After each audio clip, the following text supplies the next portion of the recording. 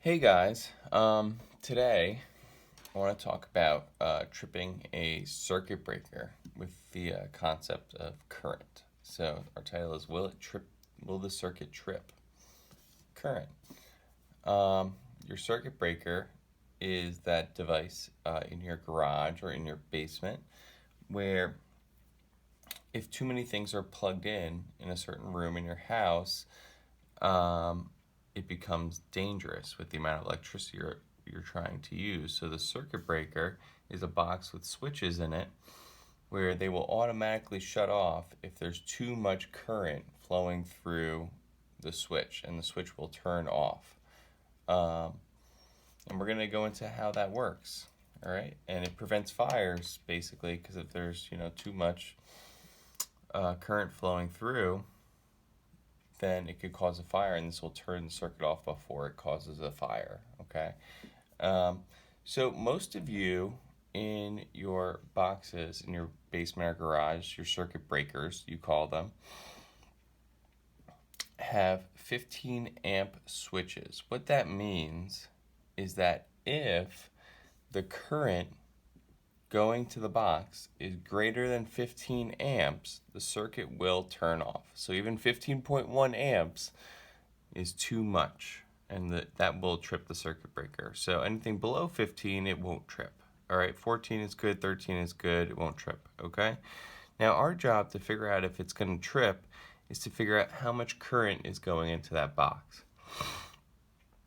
And in order to figure that out, we know our house is wired in a parallel circuit, all right?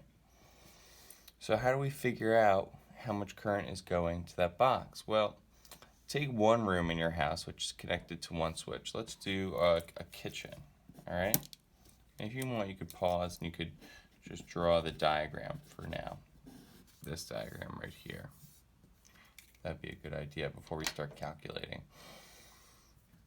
All right, so now that you've drawn the diagram, how much current is going to that switch? Well, we need to know how much current is coming from the microwave, the refrigerator, and the toaster. The microwave is 800 watts, the refrigerator is 400 watts, and the toaster is 1100 watts.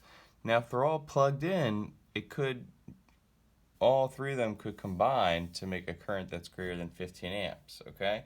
Now remember, in a parallel circuit, the current from each resistor that's plugged in is going to add to make a total current when it goes to the switch, all right?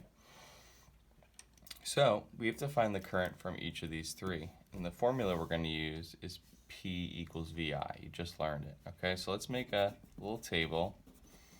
We'll start with microwave, then refrigerator, and then toaster. And the question is, if all three appliances are on, will the circuit break? Essentially what we're saying is if all three are on, will the current coming from all three added together, will that be over 15 amps? Because that's the switch we have in there, okay?